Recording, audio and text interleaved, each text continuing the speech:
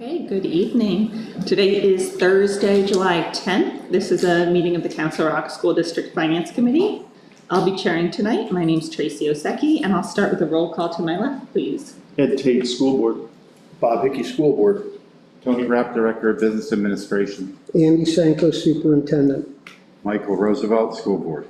Joe Hidalgo, School Board. Ann Horner, School Board. Matthew McCarthy, Tech Integration. Nicole Khan, School Board. Okay. With that, I will turn it over to Mr. Rapp. Thank you, Mrs. Osecki.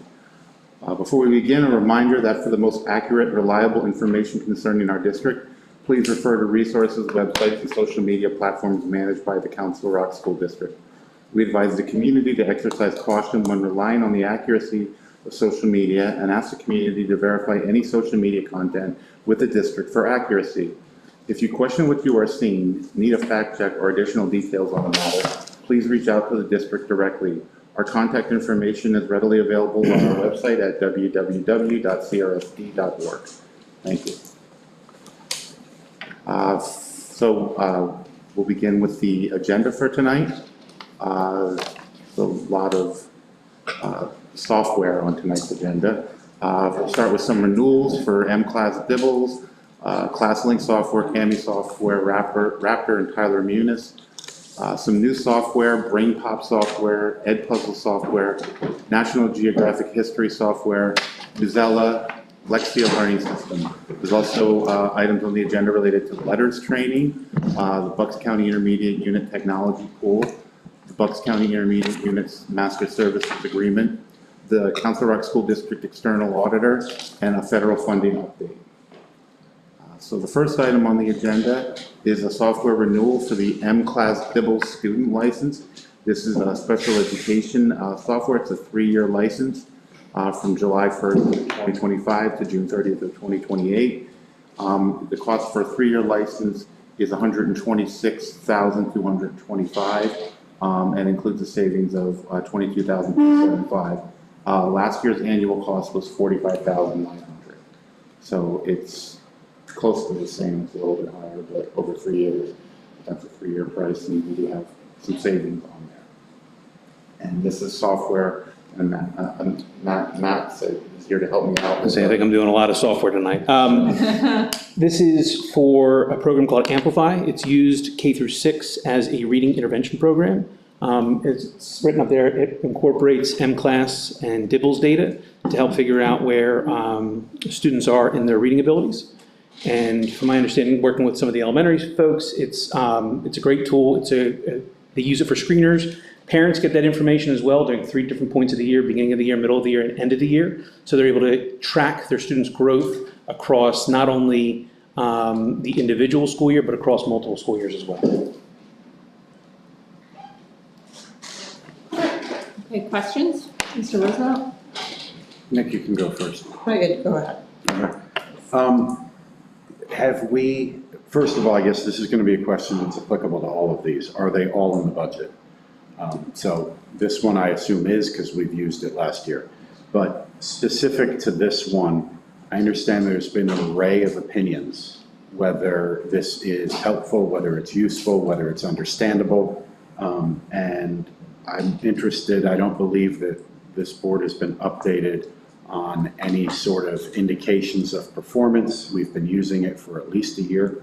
And I just kind of, considering the array of opinions from parents, mostly parents, it would be nice to have some sort of data that we could look at that tracks what this software is supposed to do and what our parents and our teachers think about it and how it has helped our learning of reading for kids improve. So Dibbles is a universal screener, and we, as Matt said, we measure students 3 times a year at the elementary level. So that 126,000 is around covering 52 to 5,400 students. It is not the be-all and end-all to show performance. It is just a litmus test. As students go through the elementary school. And so we do collect that data. We have that data. But I would caution that it is not the sole indicator of how a student is doing with regard to reading. Once again, it's a universal screener, so all the kids get that, and that gives us information as to how we can best serve the kids when it comes to reading. Do we have any quantifiable data that maybe picks up a couple of kids that through these interventions and these litmus tests that are the educators within the district for these 5,200 kids have done something for that intervention and improved? You know, Sure. does that reflect something else? That would be nice to see. Yeah, I know that this isn't an education committee Yeah. meeting, so I don't want to go too deep into it, but that would be nice to see at some point. And the short answer is yes. So the interventions could range from a student with special needs to a student who's advanced. And again, it helps us determine where kids are and able to be again, as a universal screener. But we do have that, and happy to share it. Great. Nikki? I think Dr. Cinco answered most of it, but so this is the benchmark universal screener that we use and have been using this year with our students. So it says special education, so it's not just for special education, right? Since it's a universal screener? Correct. It's for all students at the elementary level. Okay. And if we have graduated. It used to be we would administer it twice a year, beginning and end of year. Right. We now are doing it 3 times a times. year. So we get a start, mid-year, and an end data point on our students at the elementary school. Okay, so if we didn't have renewed this license, then we'd have no reading screener. Well, we would be coming to you with something else and Okay, saying. but yes. currently, okay, all right, thank you. Mr. Hidalgo? Yeah, thanks. Yeah, so I appreciate we have Dr. Sanko here to answer the questions for the educational aspects of it, because it's a lot of software, it's a lot of money, it's long-term, and I'm comfortable that you're, here to cover the questions, because I've seen a lot of these things in educational committee over the years. Even we've talked about brain pop and stuff like, and these things before, so I guess maybe once we get through all this, it'd be nice just to get if we haven't done it lately, in an education committee meeting in the fall, we'll go through these things just so, because obviously we want to give you what you believe is going to educate the kids. And then for the public's sake, it looks like big price, decent sized price tags, software is not cheap. That maybe in the fall, we could just run through them real quick, because it is beneficial, and I trust you. So, that's all I really want to say about that. Thank you. Thank you. Mr. Hickey? Do you know if there's any, I'll say, upgrades to this? Because if I remember correctly, it's alluding to what Mr. Roosevelt said. The problem isn't so much, or the question isn't so much the program itself, it's the communication of the results to the students and the parents. And I don't know whether that's something in the program, something on our end, but is there anything in this program that would speed up the process so parents whose kids do need some intervention, they get that information quicker? So it doesn't speed up the process. We still administer it 3 times a year. What we have done is we've heard from parents, like Mr. Roosevelt has said, that they would like to see these numbers and these scores color-coded, and parents now, beginning last year, we've been able to, through curriculum instruction, provide that to families. But I think if I'm hearing you correctly, I think what I'm hearing you say is if there is a child with a need, a learning need, does it speed that process up? The answer is no. We still have, this serves as data points for us to know about academic performance, but again, it's just one universal screener. It's not the be-all and end-all on the student's reading ability or level. Can I'm just going to add on, because I had the same question as Mr. Hickey. I remember, so the issue, if I remember correctly, is that the DIBELS screeners were administered at the beginning of the year, and then parents got them in like maybe November. And then it was like, okay, well, when can we start reading support? And so it was that was the gap. So my question is, if we're going to do them in the beginning of the year, does that mean September? And if it does mean September, how quickly can we get those results out to parents? So I don't know an exact date, but it's usually in the first 2 months, September, October. I don't have an exact date for you. And last year, we held the information because of the way that the reports print out. We could not universally print them, so it took us time to print them. And we invited parents in if they wanted to, if they didn't want to wait until we were able to distribute them. So we're looking for a way to become more efficient in printing the report. So we actually had to go in one report at a time, copy it, paste it, and print it. So we're trying to streamline that so we can get it in the hands of parents faster. We're paying $126,000 for this service. Can we ask them to figure out how to print it quickly? We have, and we can again, for sure. Thank you. Mr. Tate? Generally speaking, for software purchases, and I think I know the answer from our previous conversation, but all software purchases get reviewed by IT and legal both, correct? Correct. Good, thank you. Anybody else? Okay. Before I move on to the next agenda item, I want to comment on Mr. Roosevelt's question, so he doesn't have to ask it for every piece. Everything that we are talking about tonight was measured as a possible cost in the budget. Thank you. So the next item is the software renewal for ClassLink. This manages student sign-ins and attendance. It's used in all schools. It's for 1 year. The cost is $37,000 compared to $35,000 for last year. So I can give you guys some more background on ClassLink. ClassLink it's not just for students, we also use it for staff as well. It's a hub to manage logins and credentials. So teachers aren't going out creating 1,000 different logins. We pass a lot of that data out of our student information system and our other authentication systems into essentially a one-stop shop. So we go to a website, I log into this one website, and from there I can get to a number of different places, and students are the same way as well. It's how students are able to access a lot of their online textbooks. A lot of these digital resources that we're talking about tonight, they can access them through that. Same thing with teachers, they can access them through that. For teachers, it's also how they get into their employee access system.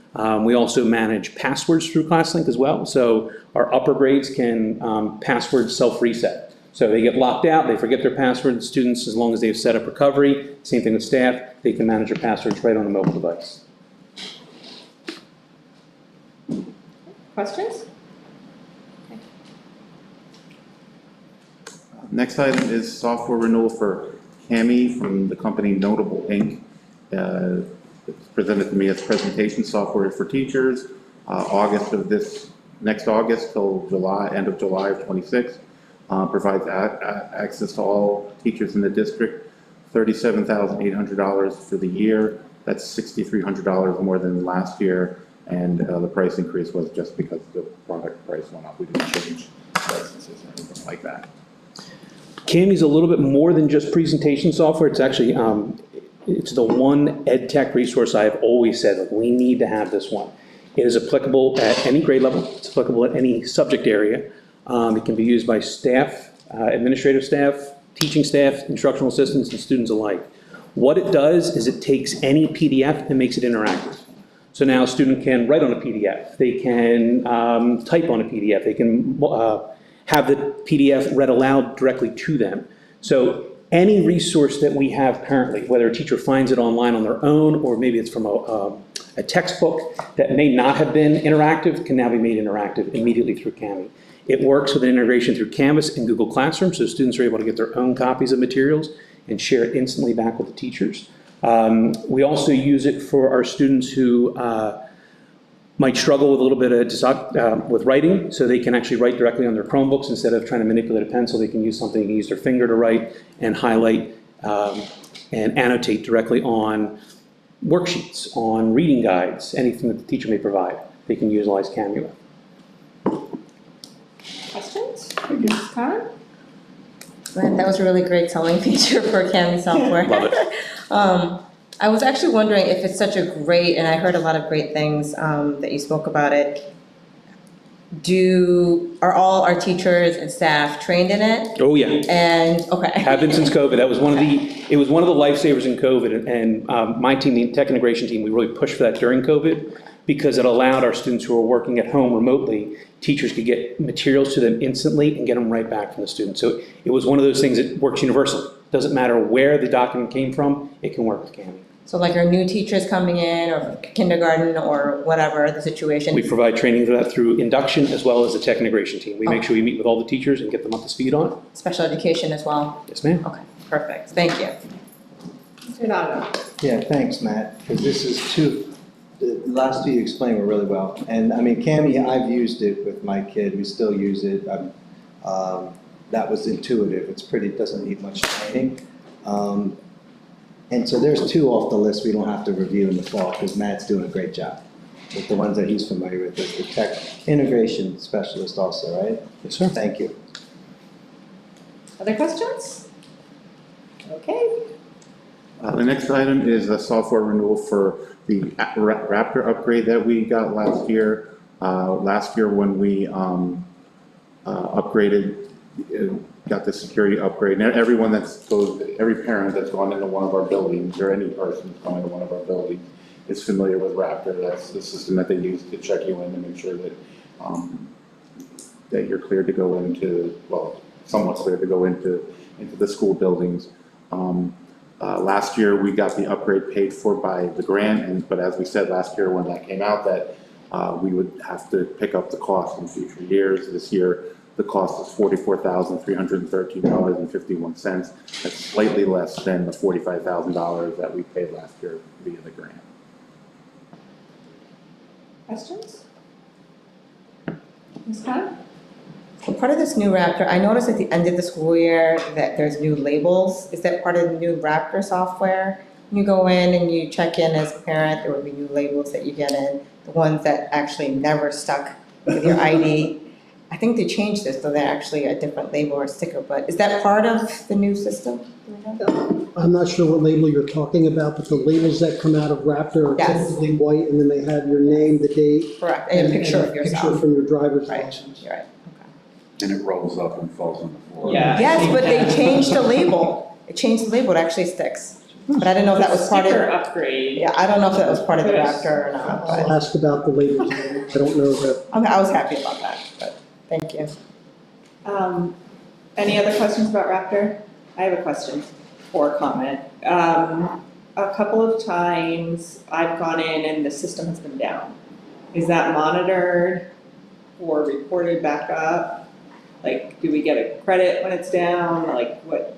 It's monitored. I don't know about credit if if it goes down for a day or something. It's tied into our system. I don't know if we would be compensated or prorated for that. When it's down, we revert to the old system of checking in. But it is, like, is somebody watching how frequently it goes down? I guess is my question. I'm sorry, I didn't hear. Like, is someone somewhere, maybe Dawn, aware of how frequently it's going down? Yes, we monitor them. Yes.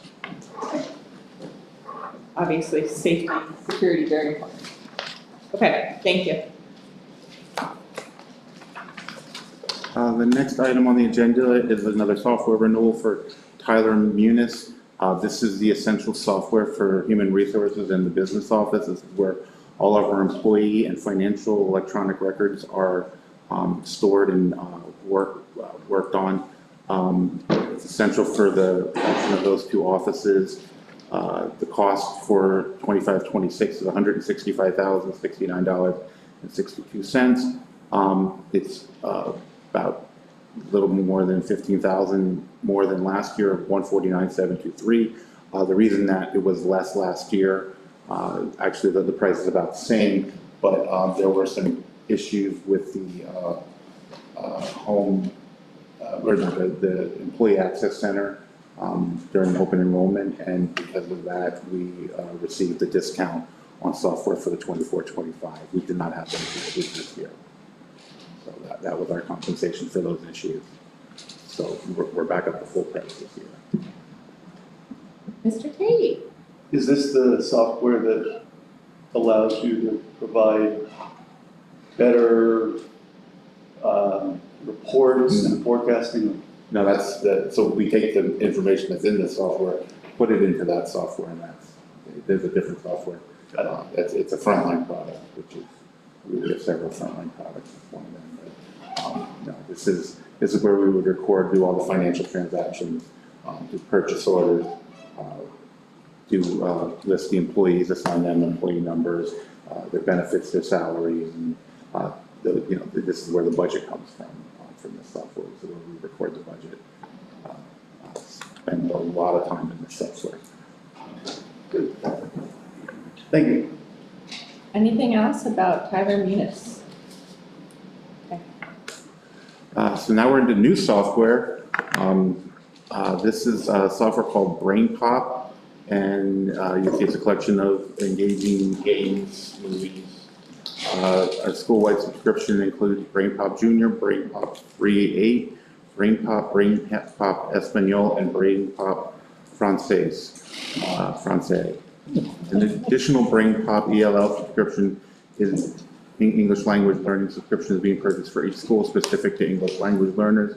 We received consortium pricing coordinated through the Bucks County IU, and the total cost for all this product for the entire district is $52,095.62. Okay, Matt. I would like to make a point that BrainPop has existed K through 6 for a number of years, so our teachers at the elementary school do have access to it, so I'm learning tonight that we are having it for 7th and 8th grade, which is awesome. BrainPop is interactive software in a variety of different subject areas. Everything that they have in there has been curated to an appropriate age level. It covers science, social studies, math, English language arts, and it just kind of tailors them to small snippets. There's interactive videos. They're usually followed with an interactive reading, as well as an interactive quiz for the students as well. So it helps kind of foster some self-paced learning at different age levels, and then teachers can also use it as kind of a classroom activity. It's also used, I know, for homework activities as well, for parents to engage in the content right alongside their students. Questions or comments? Mr. Roosevelt. So this is going to be for the next 4 or 5 that are approving this type of classroom type software.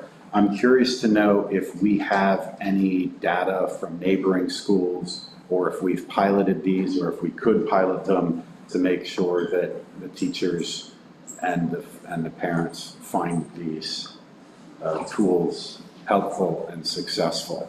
Or is this, I'm curious to know, I guess, where the district came up with the idea to use these softwares as opposed to others.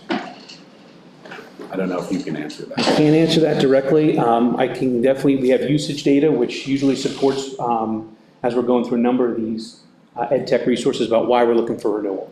One of the ones that we used to have was called Nearpod, and we had talked about, are we bringing that back or not? Like every year we'd look at our usage products for the tools that we purchase to make sure that is it a worthwhile purchase going forward. Because of the way they're integrated with the curriculum, I can't say we probably have specific data points about whether or not it's influencing math scores or influencing ELA scores, but I know our teachers are excited to use these products. They use them heavily, and it does help kind of take their material and make it relatable to the children that they're teaching. Mr. Hidalgo.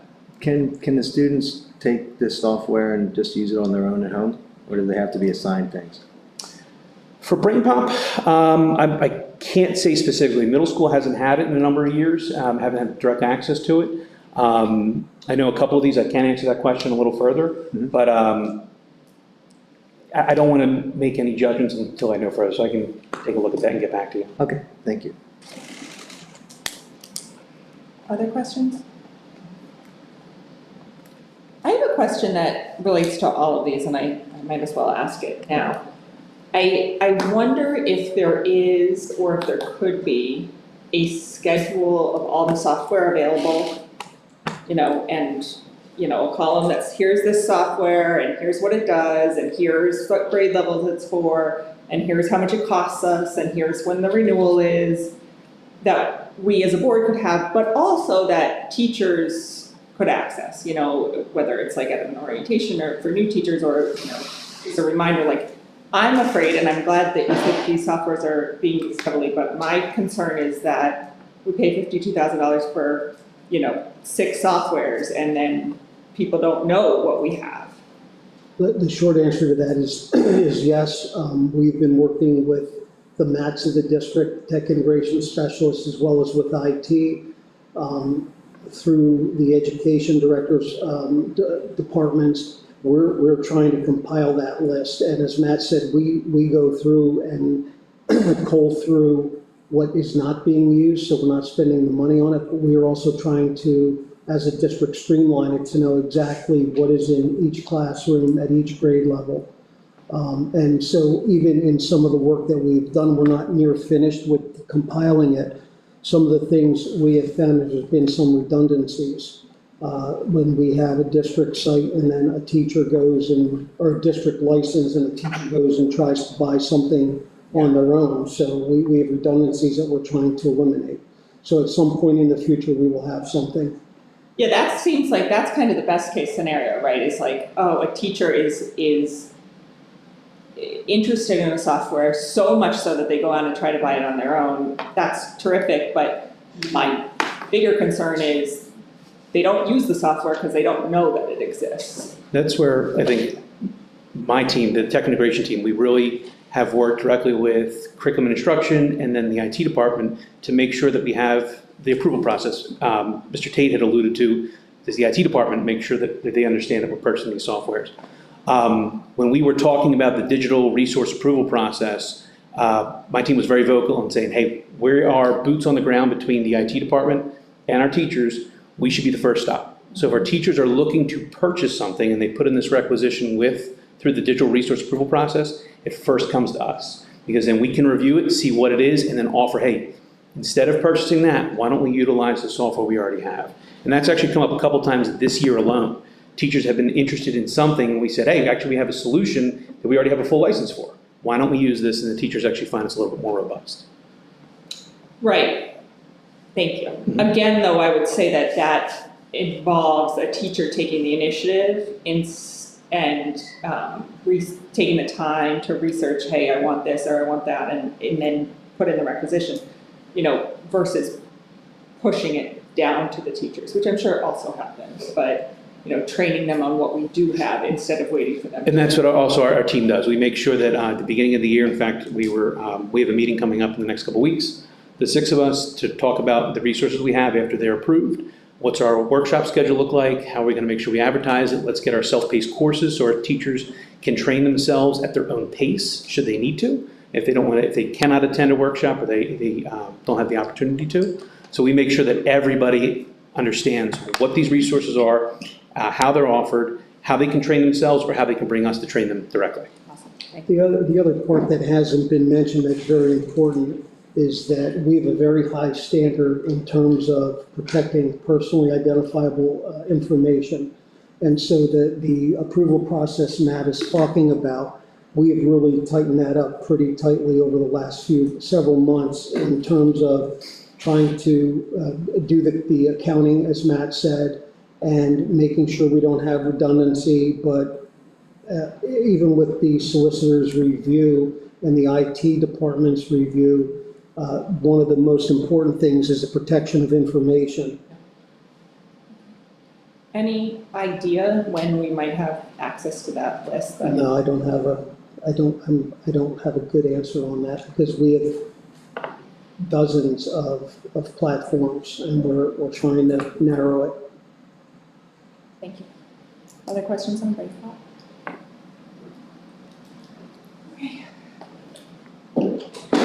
The next item is another new software, Edpuzzle software, web-based tool that transforms online videos into interactive lessons.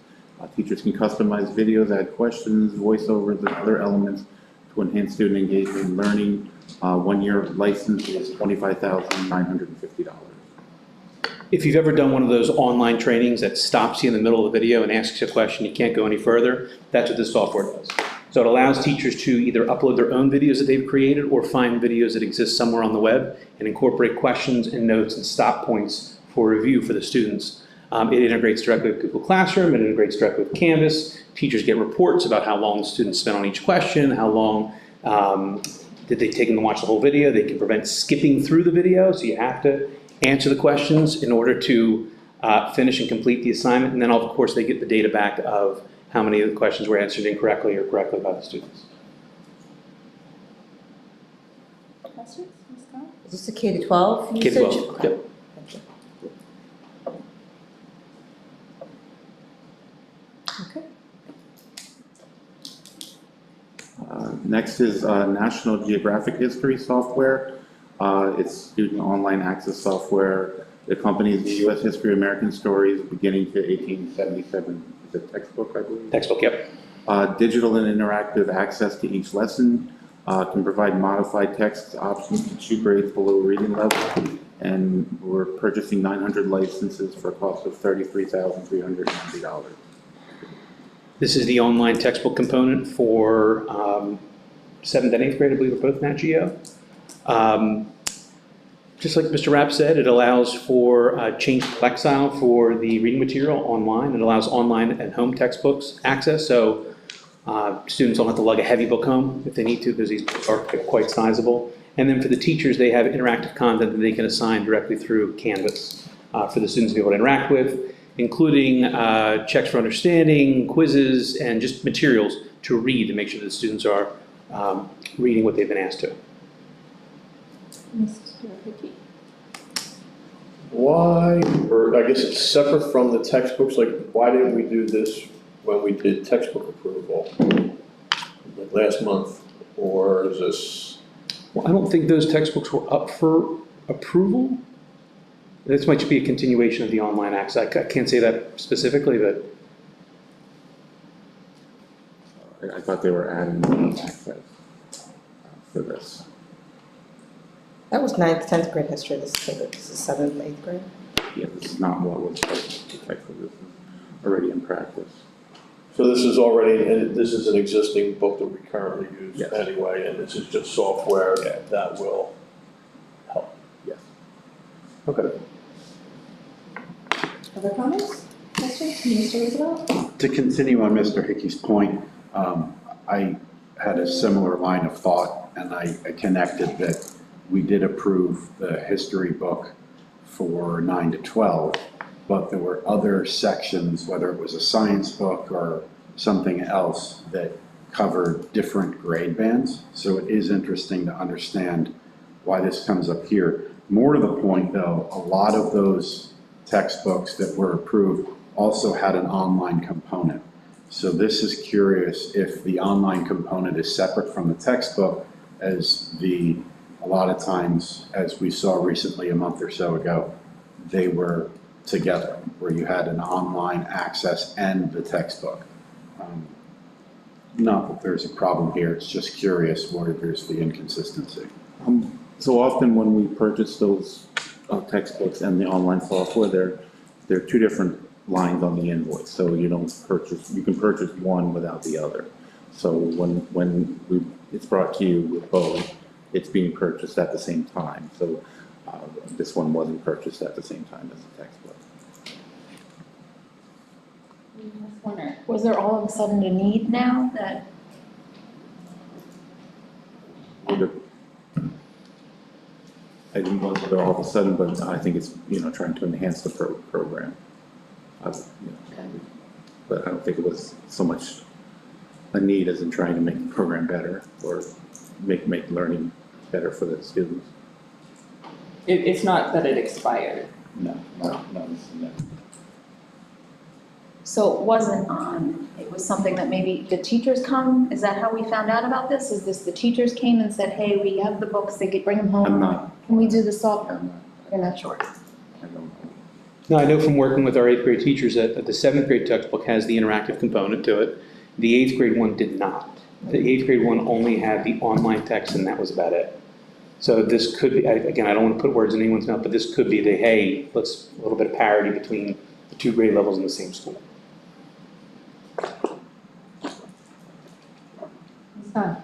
I guess it could also possibly be that, I know I'm seeing in the 3rd bullet there, that's providing text options So that's differentiated learning. So if there's a need at the 8th grade level to have different levels of reading ability, this allows teachers to have that online access for students that need something that's not quite at grade level. Yeah, that's terrific.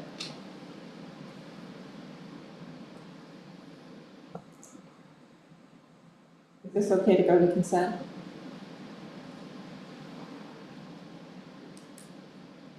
I'm not hearing any no's, so. yes. It would be nice to get more information, but that's not necessarily going to sway.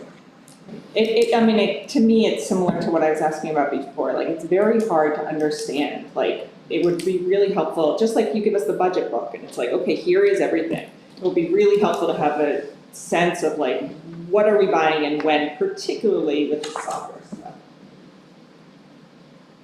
I understand it's a big lift. But it's a good point, because to understand, we just did a whole bunch of stuff a month ago, and now this is added on, so it is questionable. Well, we We should be do questioning a those. lot of software, like, it's not infrequent that we have software, and, I'm not a teacher, but a lot of the descriptions sound similar, so I'm like, why do we have so much? Any idea how long the textbook has been around? Like when we approved the textbook without the software? No, that's what I'm saying, I don't recall, generally when we vote, like when we discuss these things, it's, okay, here's the textbook, here's what it comes with. Like how long is this US history, American stories from the beginning, whatever that means, to 1877? How long have we been using that book? And is there an expiration for it as well? Like, are we gonna have to purchase the new version of this next year? Like, when does it expire, the book version? Why would we, if we had to vote on the book next year, why would we buy the software for this year? Well, it's not. The software is, most software nowadays, you don't purchase it in perpetuity, so using it this year, they would. Oh, it's just 1 year license, Yeah. okay. Yeah, everything's pretty much a 1 year license. Gotcha. Which is good from an accounting standpoint. Right.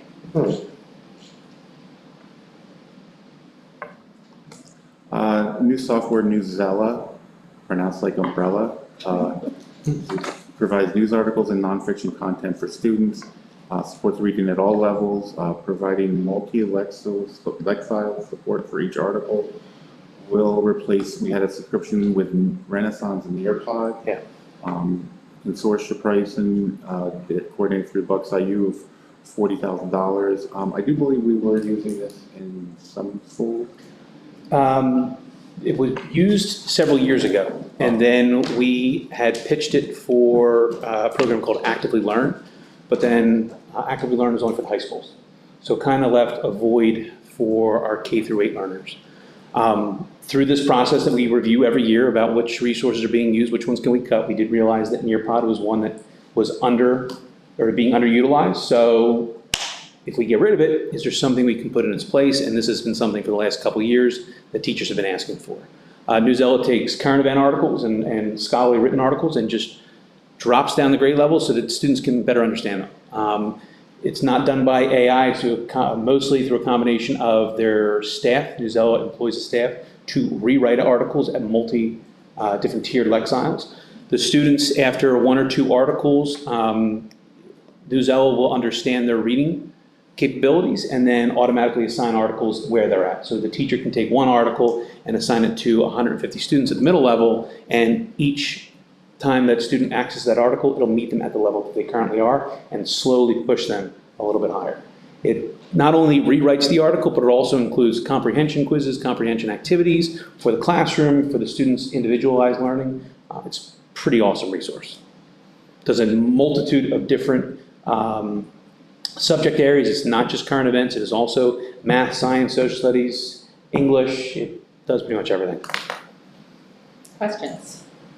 Is this K to 12? This is going to be K through 8, because the high schools already have Actively Learn, which is a similar product to similar things. This is something else that specifically I'm interested if we've piloted it. And if we've experienced, especially since it rewrites for grade level and it incorporates multiple different arrays, you know, is this something that gets used in a math class, in an English class, and in a current events or social studies class, or especially as it goes from K to 8?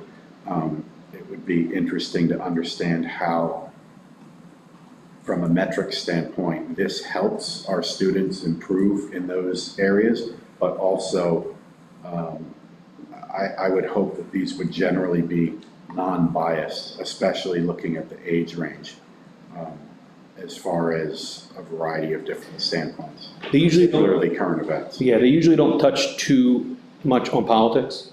It's, when I mention current events, it's more like, you know, a flooding catastrophe in Texas. Like, it would maybe discuss that article and different weather events, or, you know, the World Cup or something like that happening in another country.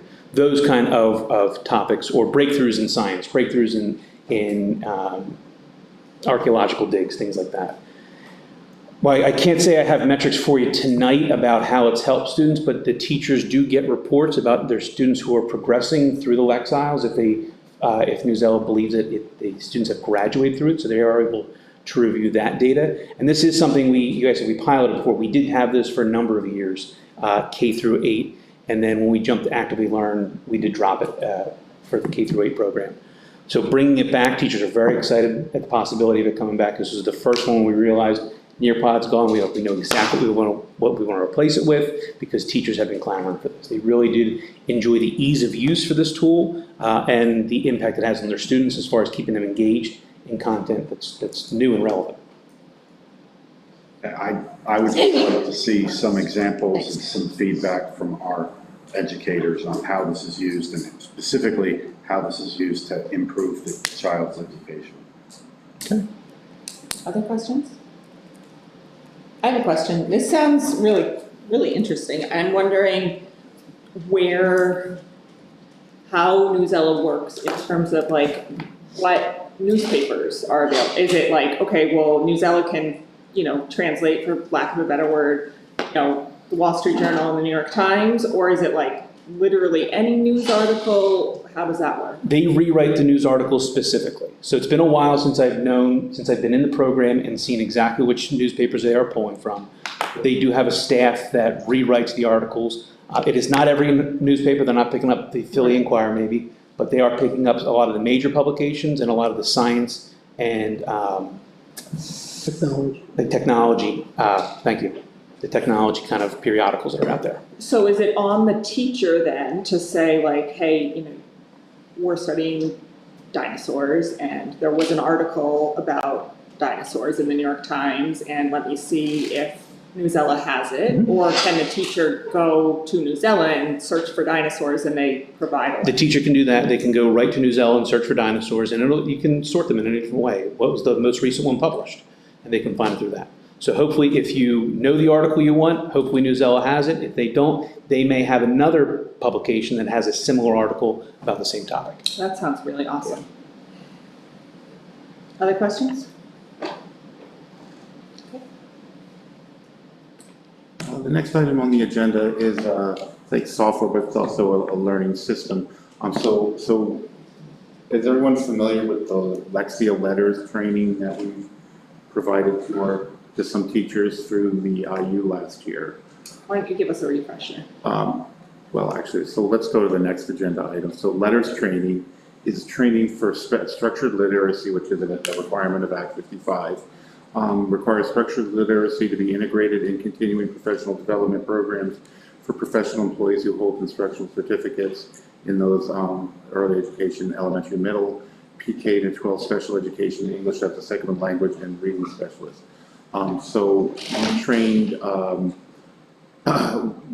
this year we're looking to, we trained through the IU about 200 teachers, or 196 teachers and leaders last year. We're looking to do another 200 teachers and 25 administrators this year.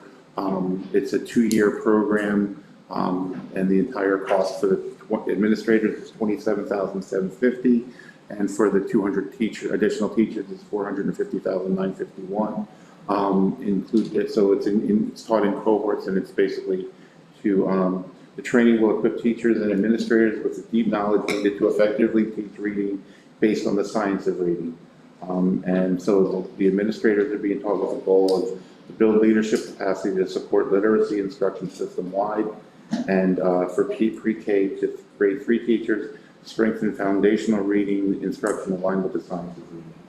So this is, training teachers in the science of reading to make them better at teaching. Part of the structured literacy program, which we're mandated to have.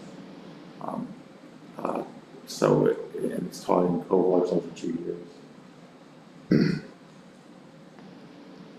And then, so that is the letters training. This year, we did it through the IU last year. This year, we're doing it directly through the Lexia company. And letters stands for Language Essentials for Teachers of Reading and Spelling. And then we're also asking for the teachers who finished the 2-year program last year to use the Lexia Aspire Professional Learning 2-year participant license. It's again for structured literacy, focus on word recognition, language comprehension, reading comprehension, and writing. It's $699 per license. We're looking to buy 200 licenses at $159,980. This training will support teachers of upper elementary and second grades with continued professional learning after letters. Again, 196 teachers and 4 school leaders. The goal is to extend structured literacy practices beyond early grades to support continued literacy growth in older students. I also want to add, as far as the budget is concerned, some of these softwares, we're paying for it up front, but the actual cost for the software will not be a cost in the financial system, not be an expense in the financial system until the year that cost takes place. So it's a 2-year program, so half of it will all be paid for so that we get a good discount, but half of it will go to expense, the other half will go to a prepaid expense. So it would sit on our books as an asset at the end of this year, not as an expense. And that's just for accounting, but I just want to make clear that if you look in the budget and you want to see the Lexia learning system, you'll only see half of that in this year's budget, because the other half will be in next year's budget. Questions? Mr. Hickey and Mr. Hidalgo. Oh, could you go back to did you do the second slide first? And Yes. was it $500,000? Yes. And that's the training? Yes, that's the original letters training for 2 years. For 200 teachers? Yes. So it's like high-end college course? Not really, maybe. How many credits we get? There's no credits. No credits? All right. But you find this necessary, so, I think we have to.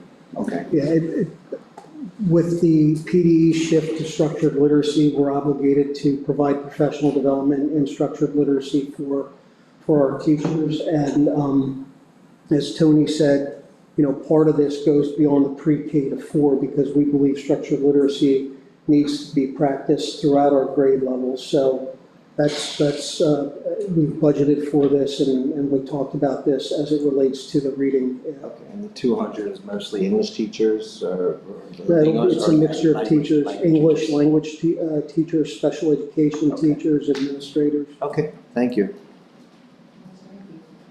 I just want to make sure I understand it. So the one slide you showed is for 200 teachers. Yes.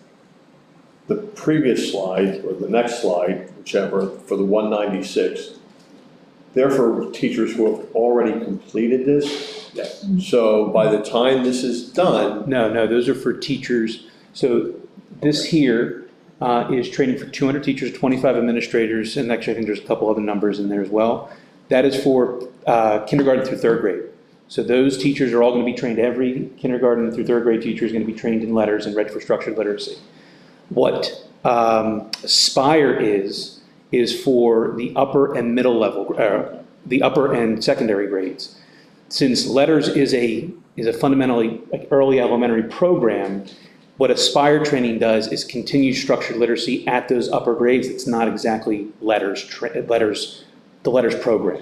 So for that, it is our 4 through 6 teachers are going to be trained in that. Middle school and high school English language department, the EL department, special education teachers at the middle and high school levels, as well as Mr. Funk, Ms. Crawford, the middle school principals and assistant principals, the high school main principals, and our special ed supervisors. So that's that last bit, all those upper supporting people, they're gonna get the training in the post letters. Right, but it's gonna be for 400. 400 and some staff members. Staff members, Correct. not 200. Correct. Who get this. Yes. So, yeah, I mean, I like that. I mean, the fact That's a that, lot of people. I mean, we talk about this all the times, what we're doing. So at least now we'll have 400 of our teachers, mostly in EL, and, will be trained in this letters training or something similar. Ready to support kids as they start in kindergarten and come all the way up. All the way through. Mhm. Great, thank you. Where are we on this now? Some teachers have completed, half of them maybe have completed. Can you give a little So rundown of that? We've had, we started with the IU, and as Tony said, it's a 2-year cohort program. We went and put a bunch of teachers through level 1, I think it's called, through the first year of the cohort program at the IU. The company itself can support more participants than the IU can, and we have a desire to have more of our teachers trained. So we want to migrate or transfer from the IU to the other provider so we can get to that 400. So That's for the teachers who did it with the IU last year, and they're gonna do year 2 with Lexia. yes, And are there some teachers who are going to start this year? yes. Okay. And what's the breakdown? Do we know? How many teachers are on Out of year the 2 and how 400? and how many are It's you? about 50/50. It's about, I don't know the exact numbers, but it's about 50/50, 100 or 200 versus the 400. The Aspire, is that a 1-year program? It's actually a 3-year. If I recall, it's a 2-year for the Aspire, and then the 1-year is Wilson training? For the what? The 1 year is incorporated that as Wilson training, I Yes. believe, for all those secondary staff members. That's great. But the K through 3 are only getting a 2-year program. Presumably it's more intense. So the K through 3, some of those teachers have already started at the IU with the cohort. Right. But they will get the 2-year training. And then our goal is to make sure we have Wilson certified teachers in every building. I'm not sure, did I answer your question? No, but my question was just about the programming. I guess I was surprised that it takes 3 years to train the upper level educators, and 2 years to train K through 3 teachers. Because you would think that they're the ones teaching reading, so it would take longer to train that program, but maybe not. Yeah, I don't. 1 year is Wilson, it sounds like. Do they do 1 year of Wilson? The letters training, does that incorporate 1 year of Wilson also? It can incorporate, Okay. and there are additional monies that are associated. So that's the difference. They're both 2-year programs, and the Wilson is an additional year. Okay. That explains it. Thank you. Mr. Roosevelt. Are there competitors, competing software organizations that meet Act 55 requirements for the letters specifically? I don't know that it would be competitors, other than they would use the same, just like the intermediate unit does. They use that product to train us. So, for example, we could go to the Montgomery County Intermediate Unit for the training. But once again, we have a great partnership with the Bucks County Intermediate Unit. They just cannot handle the volume that we want to get trained. Right, no, I understand that, but here we're dealing directly with letters. Correct. Instead of going to the IU, so that Council Rock can train more teachers. Fine with that. I'm curious, since it is an Act 55 requirement, are there multiple, is there a Pepsi and a Coke and an RC that fit these requirements, or is there It's only? just Pepsi. Only It's Pepsi? just Coke. Right. So I mean, it's kind of interesting, especially when you look at the cost, that this is nearly $500,000, which is equal to almost all of the other ones that we've covered put together. And it is a requirement, and it's only available from one person. It sounds a bit like a monopoly. But if it's an Act 55 requirement, I guess we have to do it. There's no other way to do it. So. Well, we have to do it. There Yeah. are several other ways to do it, like we can keep going But that through takes the longer. IU. Yeah. It takes longer, and there is a stop dead date with PDE to have our teachers trained as well. This is in the budget, though? Yes, Yes. yes. We spent a lot of time figuring this out. Yeah.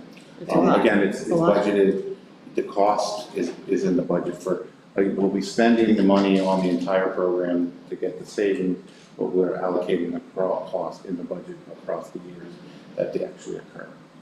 And Tony, correct me if I'm wrong, we've also budgeted to have at least one teacher in every building Wilson Yes, certified. we've also budgeted for Wilson certification. That won't be this school year, maybe next. Yeah, it'll take a while. It'll take a while. It takes about a year to go through the Wilson training in and of itself. And so I'm looking at a document from, about the letters training. So the letters training, there's specific letters training, structured literacy training, letters for administrators. So that's the program that the 25 administrators will be taking place. Grades K to 3, the 200 teachers, volume, there are 2 volumes and it's a 2-year program. I think the difference with Aspire is looking at, it's 2 years, but there's 3 domains in Aspire. Again, 4 to 6, ELA 7 to 12, and the Wilson training is to begin this year as well. And we're training 35 people in Wilson training in Wilson.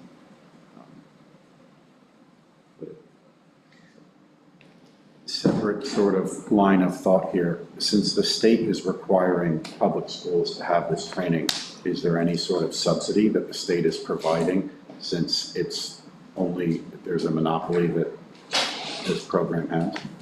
No, they are not. So the state requires educators or school districts to get their educators trained in this. There's only one option to do it, and it's really expensive, and there's no subsidy. Okay, that's correct. Thank you for doing what you guys do to keep us in compliance. Anything else? Thank you. The next item on the agenda, we covered this last year, but it's the Bucks County Intermediate Unit Technology Pool. It's a technology pool through the Bucks County Intermediate Unit. It provides counsel and legal issues related to technology. The term is 25-26, and the fee is not to exceed. It's allocated to the schools districts that participate. Our fee is not to exceed $880. Mr. Hickey? Is this through Sweet Stevens? Sweet Stevens is the solicitor, I believe, for the IU, and it does come through Sweet Stevens. I don't know how it's organized, but Sweet Stevens is involved, and it does come through the consortium with the IU. Can we put that not as consent, please? Sure. You want to explain why? Because I'm not gonna vote for anything that Sweet Stevens is part of. Yeah, I mean, we have a solicitor to make sure that we get proper legal advice, don't we? We This do. is technology and legal. Well, it's legal technology. I think that the benefit is that we pay $880 a year. It's less expensive than asking the solicitor maybe an easy question or more on-demand ability to access this type of information rather than. Right. Go to the solicitor. This was, because I think this was offered directly to this district in the past. And now it's coming through the IU, is that, or no? It's always consortium, yeah. It is active. Yeah, we approved it every last year. year. Right, we approve it every year, and I believe I've voted against it in the past as well, so. I thought last year was the first year Last we year did was the it. first year was. Yeah. We've had it in the past, there was a 2-year, or 3-year hiatus from approving it, and last year the board approved it. So what specifically would be legal issues on technology? So there's light users that participate in this. So in our case, it would be Joe Torrieri, and he would get regular updates on case law related to technology, things like cybersecurity, experiences other districts have, and that would go out to everybody who's a member that participates in it. So it's not like we're using them and calling them up and say, give us legal advice on this. It's more of a light group of professionals sharing what's going on in their discipline. And in addition to that, if there was a question that Joe had, for example, Joe would send a question and he would have that cadre of attorneys and all of the other IT directors across the county that are part of it to weigh in on his question. If it would be different if we had a specific legal advice for technology, then we would go to Rudolph Clark on it. Okay, so Mr. Rapp, will you make a note that this will be a roll call vote? Thank you. Okay, So we used it last year. Can you say that you used it last year, or was it just the stuff that came in, that you had information that helped you all year? I can't tell you, it was accessible to David Bolton when he was here. I can't tell you how frequently or infrequently he used it. I'm certain that we got some use out of it, particularly that his expertise was not technology. So I'm sure that he posed questions to the other tech directors as well as the solicitors or the lawyers that are part of it. And it's very secure by way of Council Rock. We only give that access to the director. So it's not like everybody in the technology department can use it.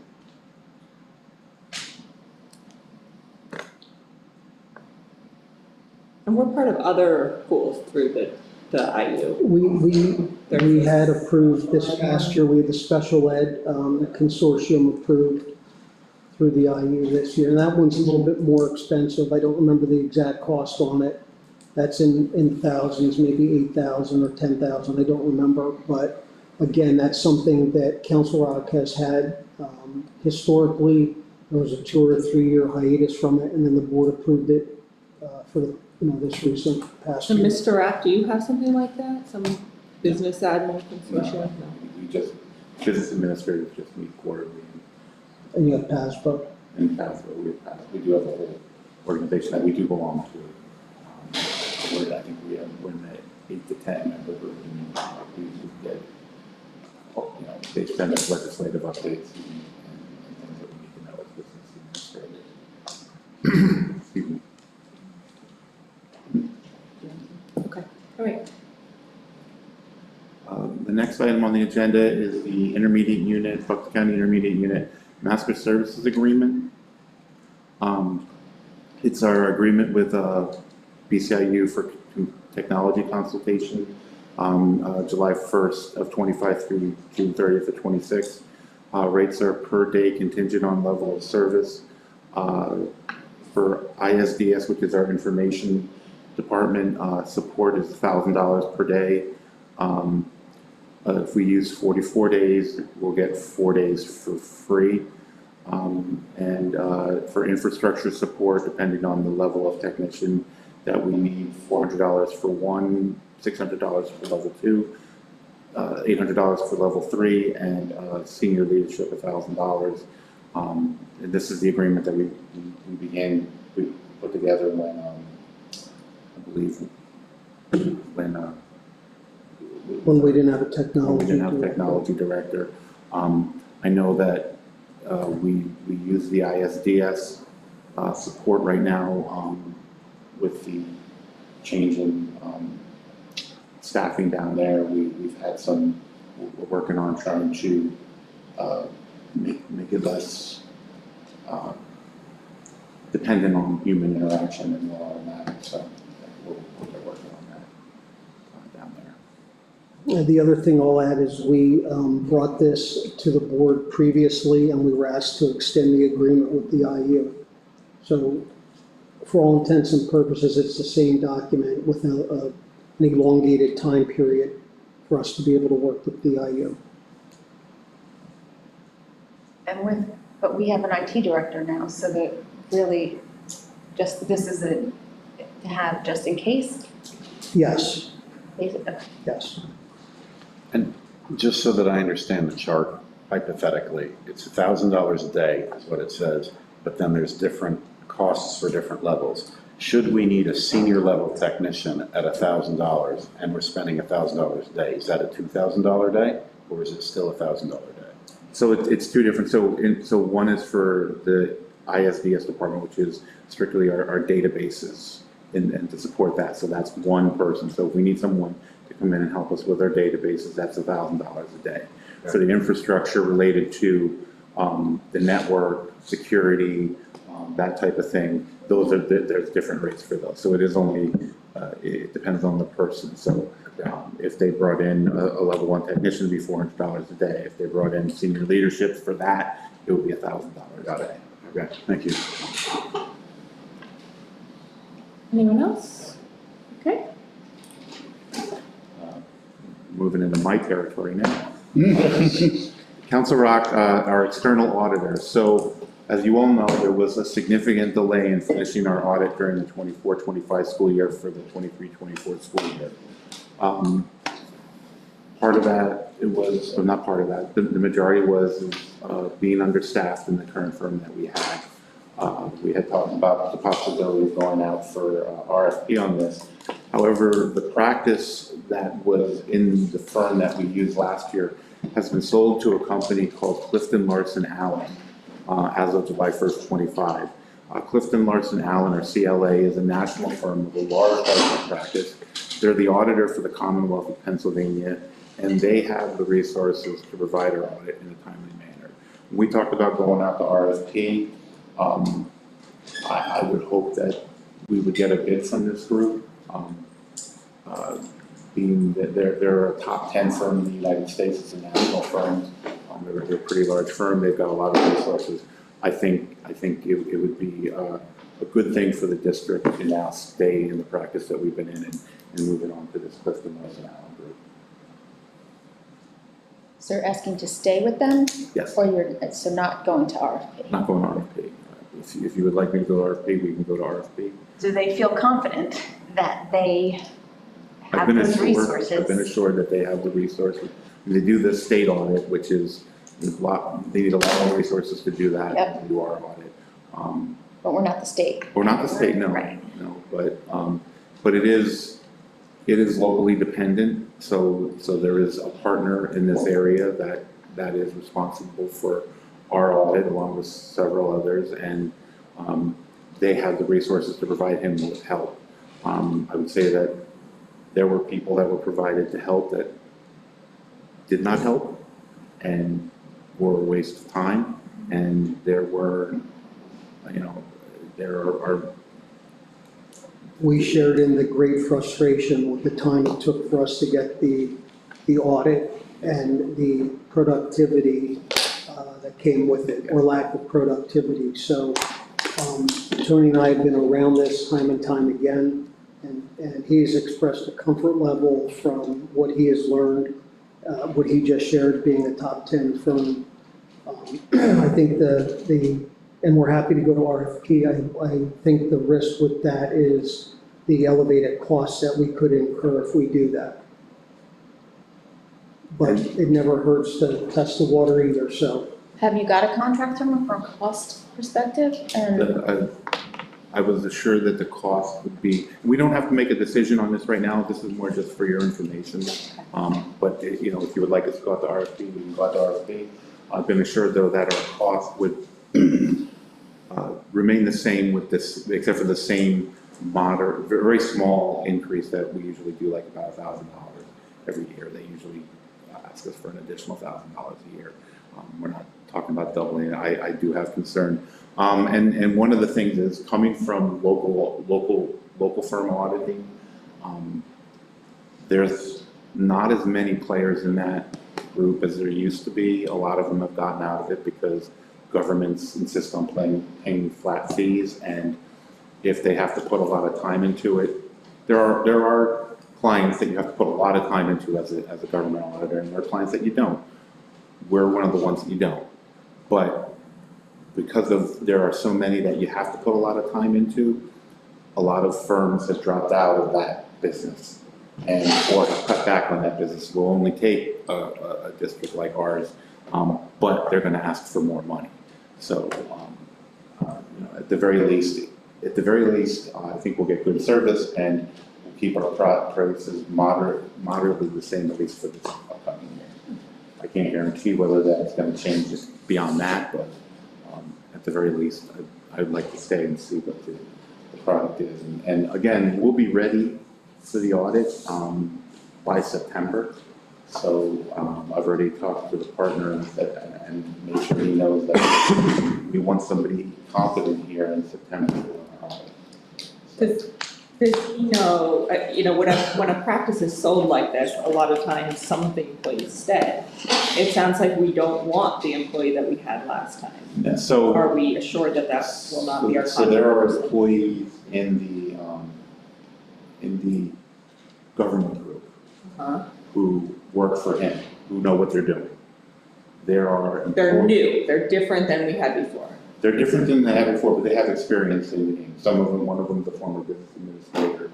They have experience. They're good. The problem, and we had one person come out who did a lot of our work by himself and did more work by himself than the group of two that we had here in October. Way a lot more work because those people were lent from another practice to help out and do that work. So now you're in a group where they have a large amount. So this is the way it works in most firms is you have like people assigned to an area and then you have other people who get kind of moved around. And now when they move people into health, they'll be people with government experience rather than people who have experience auditing benefit plans or something like that, which don't have a lot of government experience. And as I'm sure you all know, government is a very unique accounting area. And I think our situation was, we went from BBD, they were bought out, and I think that the job and the volume got too big, and they didn't have the right people to put in the right place to help us. And we happened to be a casualty of not having the right workforce in the right place. I don't want to speak down on the firm or the people that tried. They just didn't have the experience to do the job that we needed in the kind of productivity we needed and the time that we needed it. There's more government trained people to do these audits with Clifton Larson Allen than there was with the other firm. And yeah, I certainly don't want to consider that I'm trying to downgrade the firm, but they have the resources that they have to lend. And the resources that they have to lend at Clifton Larson Allen are more government focused. Just to wrap this up, so we had a firm, didn't work out, and then we had another firm that apparently didn't, and now that firm has been purchased by another firm. Is that kind of what we're Sort talking of, about? so that we had a firm that worked, and then they were purchased by another firm. That firm still exists on its own, but they took the portion that was related to government and not-for-profit and sold that part of it to Clifton Larson Allen. Got it.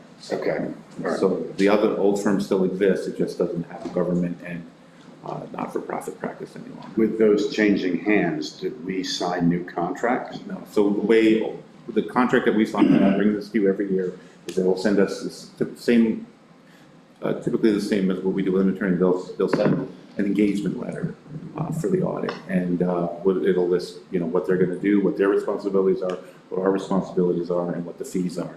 And we'll bring that to you when we get that and ask you to approve it. I guess I would say, and anybody can feel free to disagree with me, but my thought is, like, let's go with your recommendation and stay with them, but please, if it doesn't work out, come back and say, let's go to RFP. Like, don't, just because it's your recommendation, feel like you need to, like, stay with them forever. Please come back to us if it doesn't work out. No, I feel that way. I mean, as much as I'm happy that they moved to this firm, I've got a very short tolerance for, I think we've all got a very short tolerance for dishonest, for any problems that occur with this. So we would definitely look at something different next year if we have the same problem. Yeah. Anything else?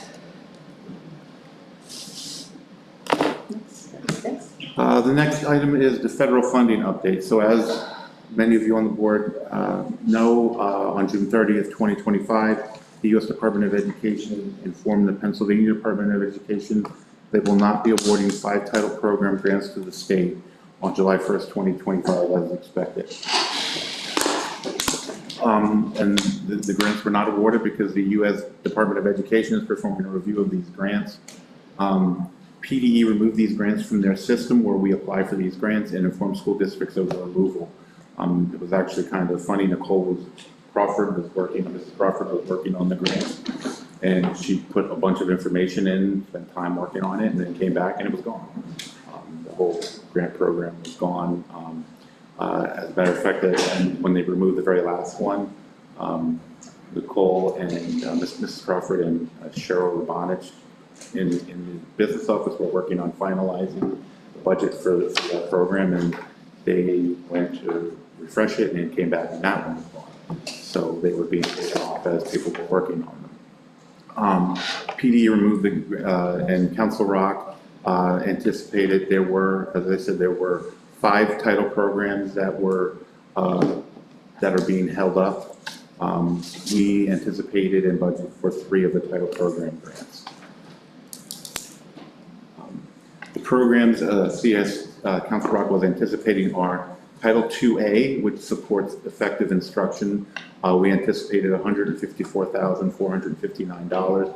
That funded 70% of one teacher's salary and benefits. And that is supporting effective instruction. So that money is to basically give you the ability to hire more teachers to make instruction more effective. So we got enough to pay for 70% of a teacher. So we were able to add a section, use this money for a section of in one of the schools. Title 3A is English language acquisition. So this is for your English as a second language people. We anticipated receiving $63,499. That funded the salary and benefits for 3 part-time instructional aides in the ELA program. Not ELA, ELL. Title 4A is student support and academic enrichment. We anticipated $25,295, and this funded the salary of 1 part-time instructional aide, $25,295. So those were the 3 programs that we anticipated and budgeted for. Other programs that were not awarded were Title 1C Migrant Education and Title 4B 21st Century Learning Centers. We do not, I don't believe we've ever received funding from these programs. One is for, Title 1C is for If you have students whose parents are migrant farmers and they spend half the school year in one state and half the school year in another state, and Title IV-B is a 21st Century Learning Center, which we don't participate in. Our Title I-A program, Improving Basic Programs, was not impacted and will continue for the 25-26 school year as planned. We anticipate $324,774, and that funds the salary and benefits of 15 part-time instructional aides in our Title I schools. Okay, so I appreciate that you added these slides. I know that this wasn't on the original slide deck that went out, and I asked for it to be added because this is important, and it's important to know how it's going to affect the budget, because this is the opposite. This is things that we had budgeted for that now we won't have. I also, we've been going through this at the IU with the Head Start program where, it wasn't gonna get funded, Teachers were worried they were gonna lose their jobs, and then it came through. After Mark Hoffman did a lot of work to push Brian Fitzpatrick and the senators, and they finally did fund it.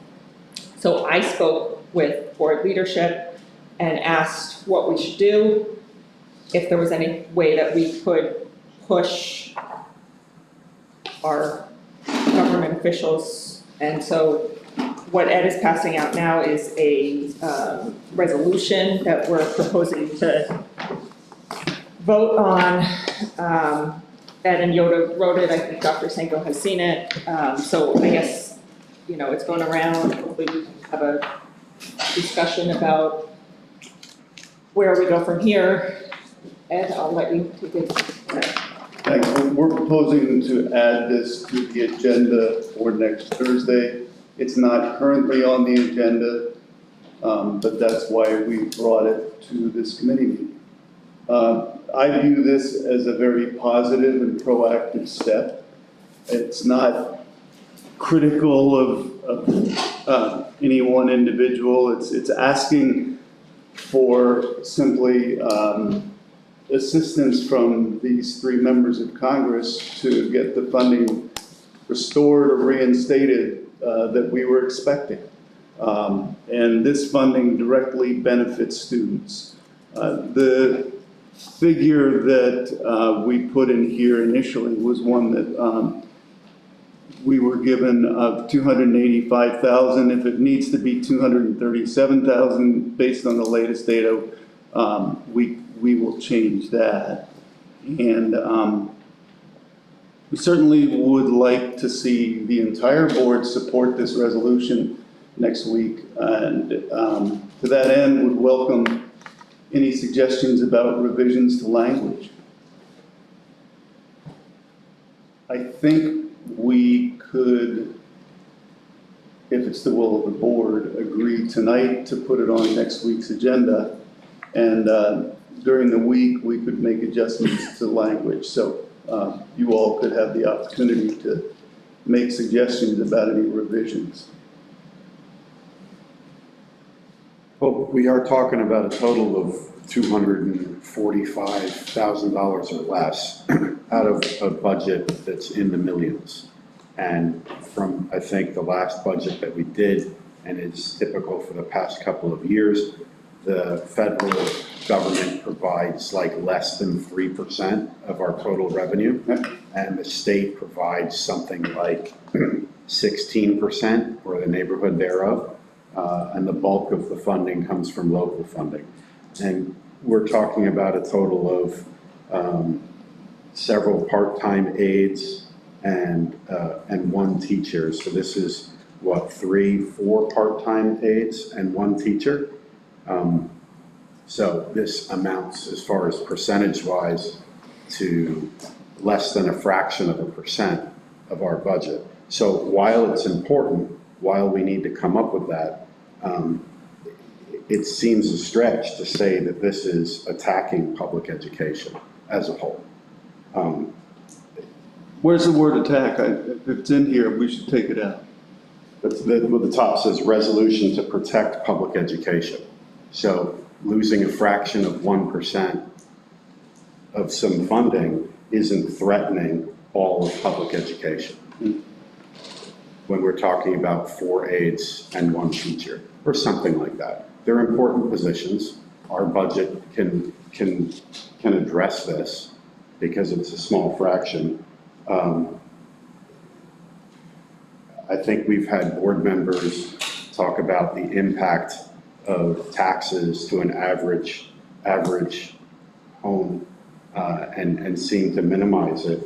This is even less than that. So, I mean, having a little bit of time to read through this would be helpful. But the impacts of this, calling it to protect public education and sending it to senators is a significant resolution. I appreciate the effort to try to patch this hole where it doesn't address funding, but there may be some language edits that I just picked up one off the title that might be worthwhile. Mr. O'Donnell? Oh, thank you. You know, I remember when I got on the board, it was a long time ago, but one of the things came up, there was a resolution that came up about anti-racism or something like that. And I really thought that it was politically motivated. I didn't quite get it at the time, but that's kind of when things were at a divide. And I remember saying I didn't want to vote for it because I felt like these types of things perpetuated racism and this has nothing to do with racism. This has to do with education, but it is definitely political, I would say.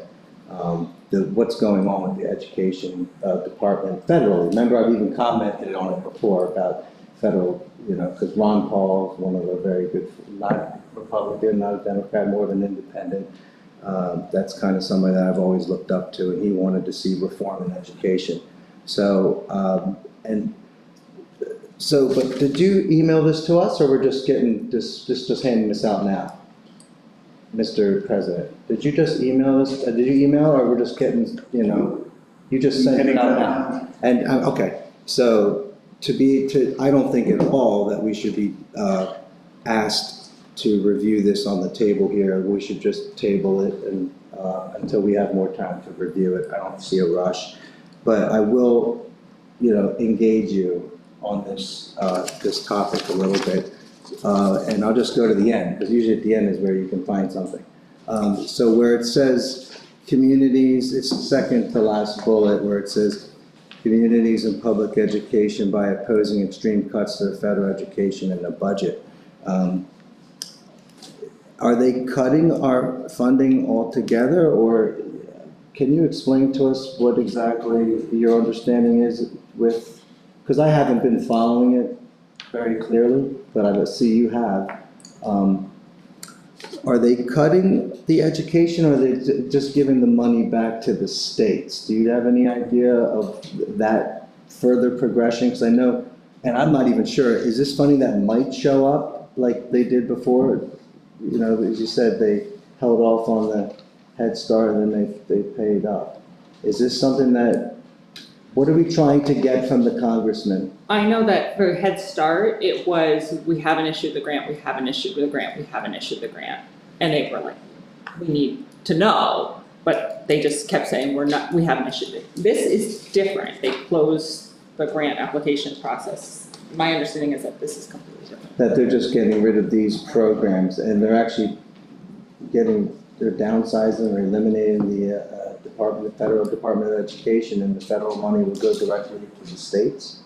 Is that your understanding? Are we getting any additional money from the states, Mr. Al? I don't No, know. the Their federal budget's not money done, will- and They don't their know. budget's not That done, answers- so we have no idea what's. So what are we asking the congressman and 2 senators to do for us? Just to restore, this funding. yeah, Restore the titles? yep. Do you This think is they coming really, from the- this is coming from the administration, not Congress, or the Senate? This isn't this is a president, you should probably write the letter to the president, because this is the Certainly administrative copy. branch. You're sending it to the wrong people. Copy 'em. I really do believe that Congress is not the one doing this, it's the executive branch. Well, as I understood it, as far as the Head Start funding goes, and Ms. Oseki knows better than I, because of her role with DCIU, was that our congressman had a direct role in ensuring that that money was restored. He was. Yeah. Hmm? He was. Yeah, I personally asked him and asked about where it was, and that's. yeah, and that's commendable, and that's exactly the same kind of intervention that we're asking for here. Who wrote this? Ms. Polly and Ms. Oseki and I worked on this, and it was actually patterned after a resolution that was passed by Penridge School District's board several months ago, and I believe a similar resolution was subsequently passed at Pennsbury. Not 100% sure, but we began with the Penridge model. Did you just pull it off the internet, or you guys, Oh, no, You they worked together? provided it to us, and we updated it. okay. Mr. Hickey?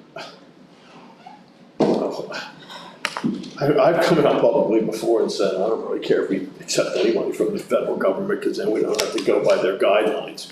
But I'm gonna ask this question then. Why aren't we doing this then with the state? I mean, we just talked about something where we have to pay over $500,000 to train teachers that's mandated by the state, and yet they're not giving us a dime. Why aren't we pestering Ms. Marcel and Mr. Sanciero and whoever else is involved to say, hey, you're mandating that we do this, but you're not funding us at all?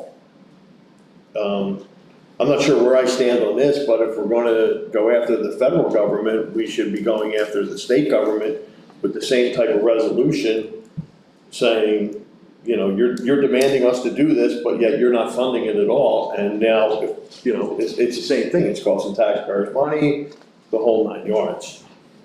I think that's a good idea. You want to do that? I mean, I think this is a little different because this is money that we had budgeted for, and now we don't have it anymore. Yeah, so it's a little different than like, you know, something we could budget for in advance. But I thought didn't Mr. Rapp say you anticipated us losing this money? So I don't want to say that it's not there, but We have this money you that we're able anticipated to this happening, so sustain. we planned accordingly, to your credit. No. No, this was like with 1 or 2 days' notice. This came out on June 30th, that this was happening. And as far as, I'll speak to what we've been told, as far as we were told that the U.S. Department of Education is looking at this funding to see if it achieves the exact objectives of the executive. Right, you said. It was in the letters Yeah, that we you said sent, and it said that they're looking at the funding. And that they're not granting it on July 1st as expected. Because it wasn't granted on July 1st, the state removed them from their system so that we couldn't apply for them. But Heather Warner has a question. Oh, I'm sorry. Ms. Warner? Thank you. Hand up, I'm sorry. So budget goes through, we, you know, do we have $285,000 that we can make sure these programs go through on our own? Or do we have to, we are relying totally on this federal money? I mean, you know, we would be able to pay for it without the federal money, but we wish we were receiving the federal money we budgeted for, yes. Okay. So, So it won't be Okay. there. It won't So it's be not there. gonna interrupt any of our programs. Right. I don't wanna put any fear out I there to don't- the community, or anybody to fear that anybody's entitled that we are in trouble as a district for $285,000. I wanna make sure that we have out there the understanding that we are not gonna stop any programs, that we're gonna make sure. Is that clear? I don't know that that's clear. So internally, when this came out, I'll just add to Tony's story a little earlier. I saw Nicole at 8 o'clock and she said that the grant application would be done. She wanted me to sign it, to submit it that day or the next day. And 8:30 she came and said Title II and Title III title monies were gone out of the system. And we sat down, and Nicole and Tony and myself, and of course Cheryl was involved in it. And we said, right now, we're only getting loose information. And we shared with you the letter we received upon the time that we received it. But we did reach out to our title teachers and to our assistants and to our association leadership to say, right now, we're in a wait and see. We don't expect to change any programming because we built the budget based on the needs of the kids. And, you know, we don't know what's going to happen. We learned that Title I wasn't compromised or touched. And, you know, we don't know if that will or won't be. We had a couple months ago received information that grants would be cut, and within 24 hours, they will reinstate it, or less than 24 hours. So as an organization for our people and internally and for the kids, we do not have any plans to do anything by way of programming or personnel going into the upcoming school year. It does mean that there's around $250,000 shortfall that we had not planned for, but that's just where we are right now. The shortfall of the revenue. So as I said, the program is not actually specific to the children. The program is a funding program, so we're taking that money and it's helping us pay for services we are already doing, but maybe some of those services or our circumstances qualify us for a certain amount of money. So the program doesn't, maybe there's some kind of requirement that you justify where that money goes, or just basically you apply for it, and or is it based on your circumstances? So basically the program is we're taking care of the kids no matter what. Correct. And sometimes in our situation, our school district situations, they qualify for federal funding for certain things, these title programs. Yes. So those, we're not going to stop doing now. We're just saying basically revenue's down by $250,000. I would explain it that we budgeted for a $6.4 million deficit. Now it's a $6.65 million deficit. And let's go for a surplus. But, and also, just to be clear, they're not 100% that that's gone. They're just saying they're still looking at it. It's not been officially said, no, that it's being reviewed. It's being reviewed, so we're still in a review, so doing that, Time to send a asking that is reasonable. Yeah. Okay? Thank you. So I would just like to add, and I shared with the board earlier today, we were able to compile the numbers. We're not the only district that is going to obviously be affected by this. So in your email, if you didn't get a chance to see it, Tony and I didn't get it till later this afternoon to be able to put it all together, but you can see by district how title programs were or could be impacted with this. So for us, you know, again, it's as you explained to Michelle Hidalgo, it's another $250,000 that we're going to have to spend, that we're not having those federal monies coming in, which are really state monies, which are really title monies coming into Council Rock. Can I piggyback off of that I believe, and I have no clue whatsoever, but I bet we're gonna end up getting more money when this whole thing's all said and done in the next year or two. Expertise. Yeah, I could, we can easily change the title of the resolution, Mr. Roosevelt, to something like Resolution to Restore Federal Funding, if you don't like protect public education. And I checked, and I'll make sure there's nothing in here that implies that we are going to cut any programs as a result of the loss of this money. I'm simply proposing that we put it on the agenda for next week, and we can debate it next week and vote on it next week. Fine. Yeah, because there is currently lots of language that implies that either teachers are losing their job or programs are ending. It goes beyond Council Rock to includes certainly federal, perhaps state. There's adjectives that overstate the position that this puts us in, as certainly just confirmed by the superintendent. And there is, I think a lot of this hints at various different political talking points that have been exposed lately, which I thought was something that we try to avoid on this board. Further, it's a little frustrating that 3 board members have been working on this with 2 other districts for over a month without any inclusion of either a majority of 5 or all 9 members, according to equal and timely information sharing. And it's interesting also that that was happening in advance of the cutoff of June 30th. So, I mean, this kind of feels like I don't think that a bit of a that's true. surprise.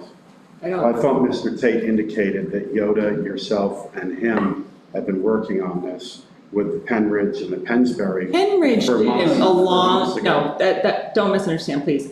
Penridge did something similar about one of the other. 2 or 3 months. 2 or 3 months ago, and I think that's what Mr. Tate was alluding to, but we've only been working on this last week or so.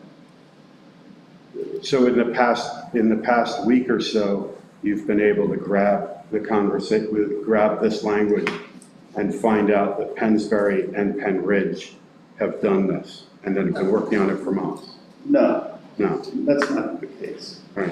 Well, Several months ago, one of the Penridge board members sent out a copy of their resolution and said, please take a look at our resolution and consider doing something similar. And when I looked at it, I thought, I don't think it's necessary at this moment. At that point, the conversation was really only about Head Start. I don't think we have time at this moment to deal with it, considering all the other things on our agenda. And we didn't, as Ms. Oseki just said, we didn't start working on this till a few days ago. And the fact that 3 of us worked on it, if 5 of us worked on it, that would have violated state sunshine law. Yeah. So, I mean, and then we bring it to you guys to discuss. I mean, I'm not sure that there was anything done that, I wouldn't have done any of this differently. I think we handled it the right way. I brought it up as a new member, as seeing what's gone down at the IU and how that appeal has been successful. I also am on the finance committee, so I did ask Tony to make sure we discussed this during the meeting. And, I went to board leadership. Anybody else? Mr. Hickey? Were we guaranteed this money? Did we get it last year? No, were we guaranteed, like, for example, I'll just use this, like, we have a grant that we're applying to for renovating the Chancellor Center. There's no guarantee that we get any money. We might get some, we might get all, we might get, who knows? I know we budgeted for these positions and the 235,000. Was there a guarantee that we would have gotten this money from either the state and or the federal government? Like, what if they said no?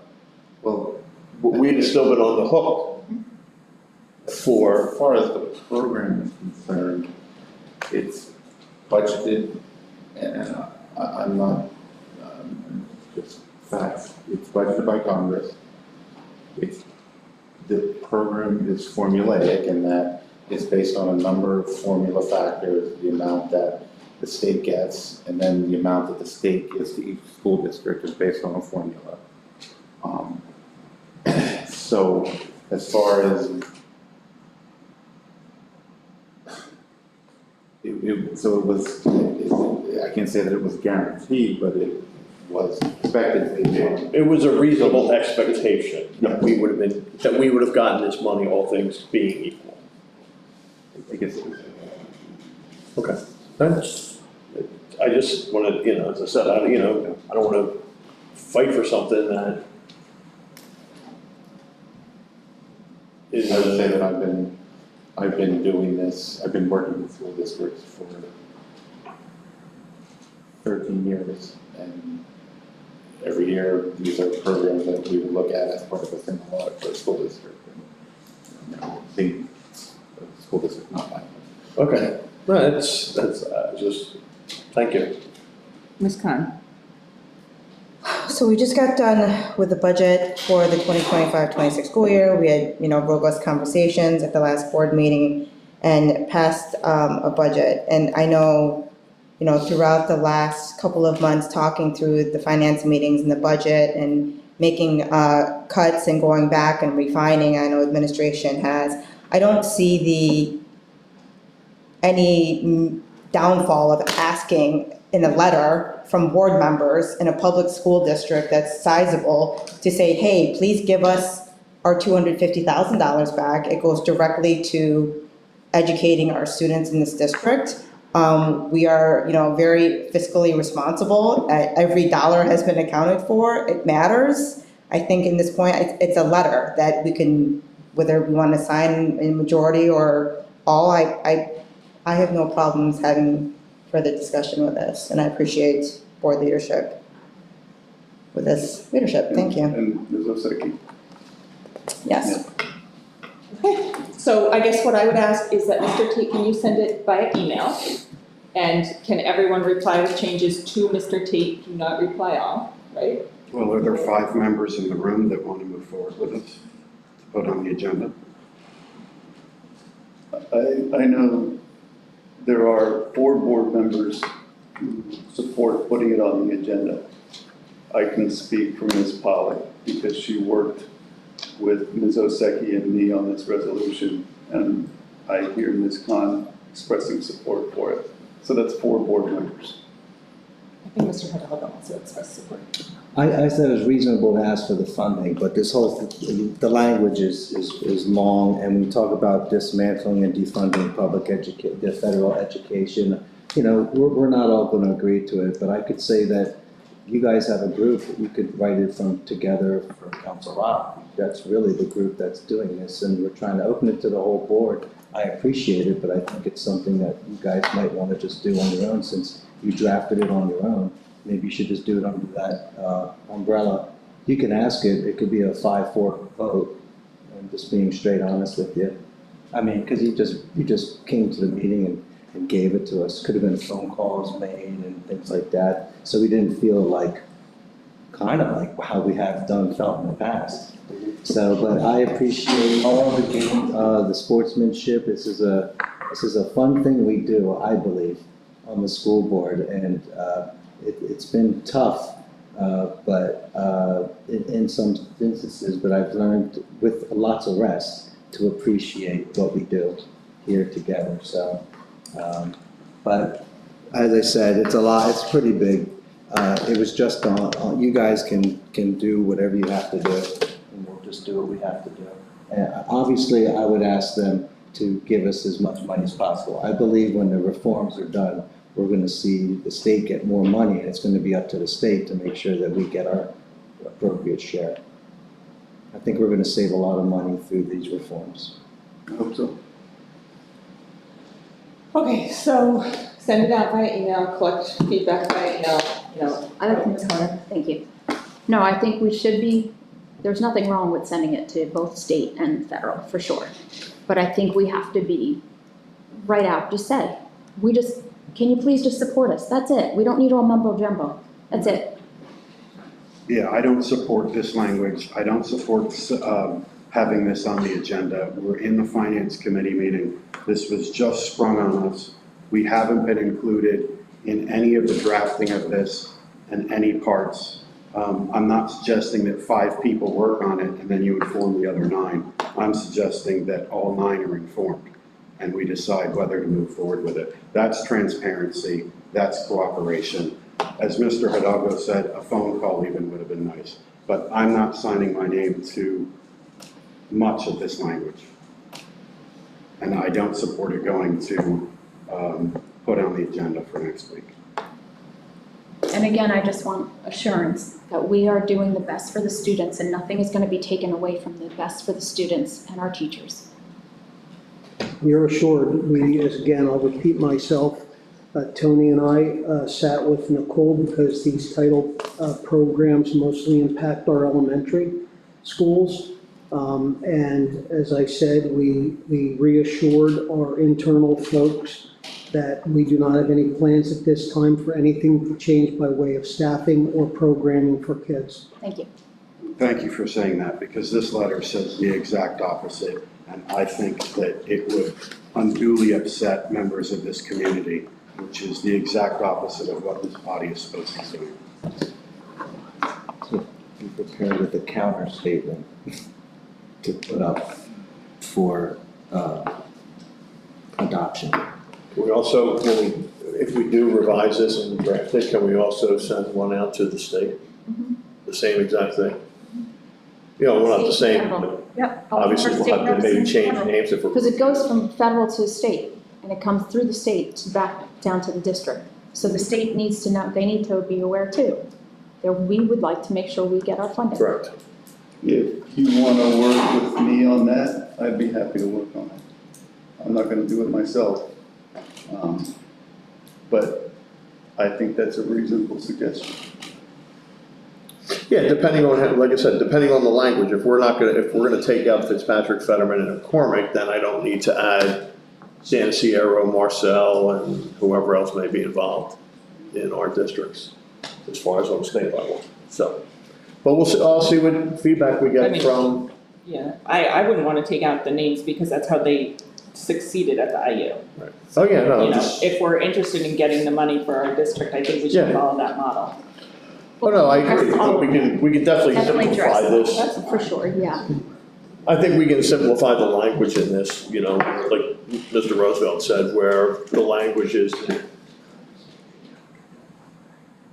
seen as incendiary or whatever, you know, like you said, some of the wording is somewhat needless.